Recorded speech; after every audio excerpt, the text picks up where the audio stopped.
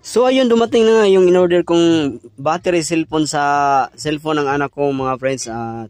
In-order ko pa to galing sa Lazada kasi nga yung cellphone ng anak ko ay nagloko na yung baterya niya. At hindi naman sa nagmamagaling mga friends.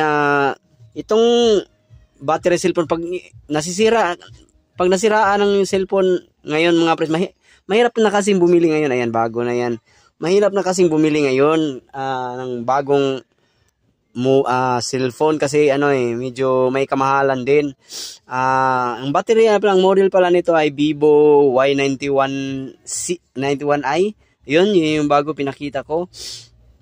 At sa mga hindi pa alam, walang alam kung paano gawin to mga friends, at huwag niyo subukan. Ayan, kasi baka masisira lang yung cellphone ninyo mga friends. At yan yung pinagkaiba ng bago at luma, kasi yung luma na yung lumubo na siya ng husto dahil sa kaka-charge na siguro ilang taon na, matagal na rin kasi itong itong dumating, masyadong manipis, pero yung lifespan ng baterya niya napakatagal mga friends. Umabot siya ng halos 2 oras sa kakagamit. Yun, papakita ko sa inyo kung paano ko ipapalit mga friends. Ang ginagandahan lang kasi ng mga cellphone, latest cellphone ngayon mga friends, kasi hindi na katulad ng dati. Ang model kasi ng mga cellphone ngayon, lalo na ngayon kasi nag-upgrade na tayo halos lahat ng mga parts ng cellphone ngayon disalpak na. So yun, napakadali na lang, pero hindi ko sinasabi sa inyo na gawin nyo to katulad ng ginagawa ko, kasi yung pagbukas pa lang mismo, kung wala ka talagang alam mga friends, pagbukas pa lang mismo ng cellphone, lalo na dikit na dikit yun pag wala kang alam dyan, wag mo nang subukan kasi masisira yung backing niya. Napakamahal pa naman. Umabot, kung orderin mo yung original, nasa 200, kung sa online mo 300 na agad yan. Tapos pag baterya, ayan, may kamahalan din. Tapos pag ito pinaayos ko pa sa technician mga friends, na alam ko sisingilin ako nito ng mahigit sa 500 mga friends, at ilang araw yun na titiisin ko yun, na ilang araw na hindi ko makita, kasi kailangan talaga dahil orderin pa yun, tapos iwanan yung unit. Hindi naman sa wala akong tiwala sa kung kaya mo naman na gawin ito, so madali na lang, pero kailangan maingat ka lang din sa pagpalit. Ayan, nakikita nyo naman siguro yung ginagawa ko. Ayan, nilalagyan ko na, bago ko isinalpak, nilagyan ko muna ng double-sided tape mga friends. At alam ko hindi applicable to talaga. At iba yung sa technician kasi mga friends, iba yung ginagamit nilang glue na pang padikit doon sa mga spare part para hindi uuga mga friends, para iwas yan. Ayan, kailangan talagang, lalo na dito sa backing mga friends, may yung tawag nito sensor, may flex yan na gahiblahan ng buhok. Kailangan mong iingatan. Pag yan ay napatid, mapapa-order ka naman ng yung flex, mas lalong mahal pa. So yun, ayan, nakikita nyo, tinatanggal ko na muna yung talagang inaayos ko pa muna yung baterya kasi may tape yan. Pagkatapos ito, isasalpak na.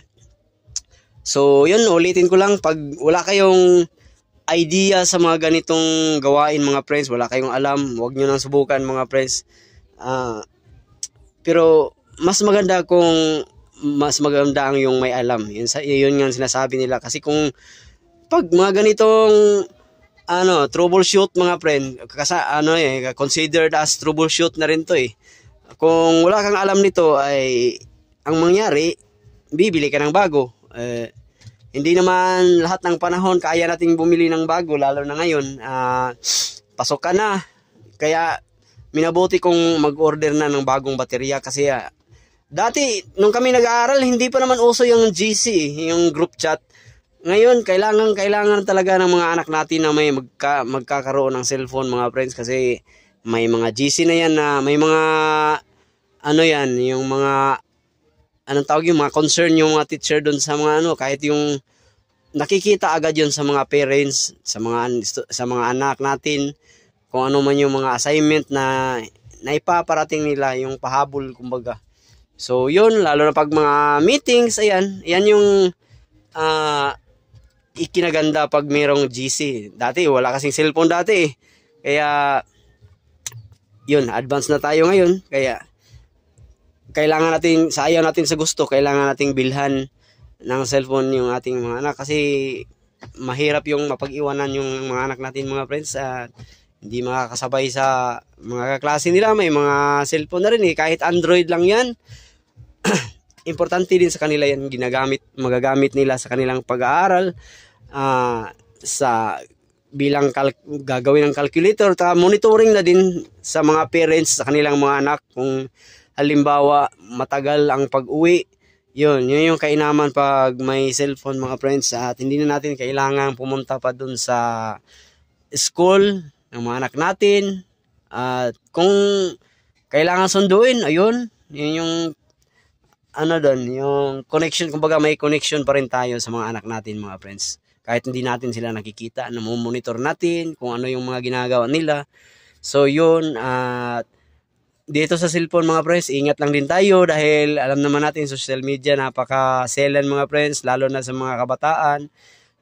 Kailangan dapat yung mga website na pinapasukan nila, kailangan din kasi nating i-monitor yan kasi lalo na itong fake news. Pag yan na-expose yung mga anak mo sa fake news, yun, baka mapasama pa yung mga anak natin. So yun,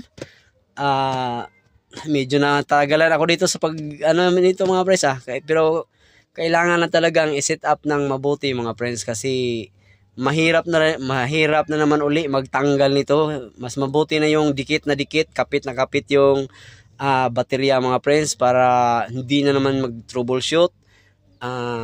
Iwas para mahirap yung bukas tayo sa cellphone mga friends kasi katagalan yan masisira. Ang unang-una dyan yung pindutan, yung dito kadalasan pa naman ng mga cellphone, ang pindutan nasa gilid, at yung mga mapapatid. Pag yan napapatid o kaya tumalsik, yung mga volume rocker, tsaka yung power off button. So yun napakaliit pa naman yan. Pag yan tumalsik, kailangan talaga masikap kang gawin ito mga friends. So yan, nakasalpak na. Ang mangyari nito, ikakabit ko lang, isasara na kagad yung backing mga friends, at inayos ko muna yung flex para hindi siya magiging sagabal sa pagtakip ko mga friends. So ayan, itinakip ko na. Sus, kahit medyo matagal dahil kailangan talagang maingat tayo sa mga ganitong bagay. Buti kung laruan ito mga friends, hindi. At mahal talaga bumili ng bago mga friends. So ayun, nasasalpak na, minabuti ko, chinecheck ko yung gilid. So yun, pinindot ko na yung power on, sinusubukan ko. Yan yung kikita nyo kasi bagong-bago pa to eh. Pag mga ganitong bago pang baterya mga friends, kailangan mong i-charge muna ng 3 oras mga friends. Kahit full na yan, pag nakikita mo sa cellphone, pero mas mabuti kung habang nag-charge yung cellphone ninyo, kailangan i-off mga friends para iwas na rin sa yung alam nyo yung naka-charge na ginagamit, kahit naka-charge ginagamit, yun, bawal yun. Talagang yun, pira na lang kung may hinihintay kang tawag na napaka-importante o kaya message na hinihintay na napaka-importante. Kasi ang mangyari niyan, ginagamit mo habang naka-charge, yung hindi direkta yung mga friends, yung currency ng kanyang battery doon sa baterya.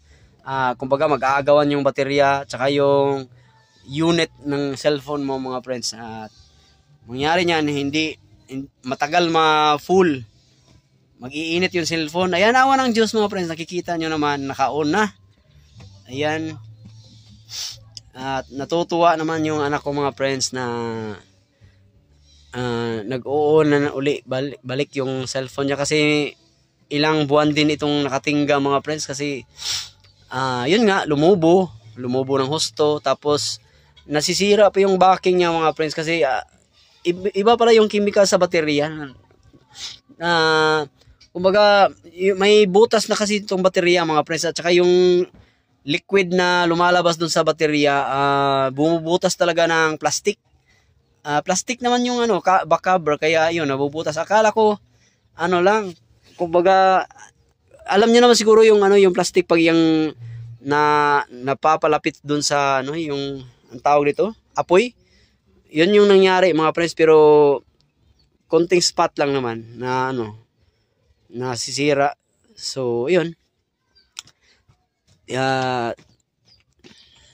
nilagay ko na rin yung backing mga friends, yung niya, yung yung cover niya talaga, yung casing, housing ng casing, para pandagdag na mga friends, yung cover niya, para pag yan, hindi naman maiiwasan na mababagsak talaga yung cellphone. So yun, dugdag yan secure. So yun, maraming salamat sa panonood. Kung ikaw ay umabot sa kauli-hulihan ng video na to, maraming salamat, at inanyayahan kitang isubscribe ang aking YouTube channel, at hanggang sa muli mga friends.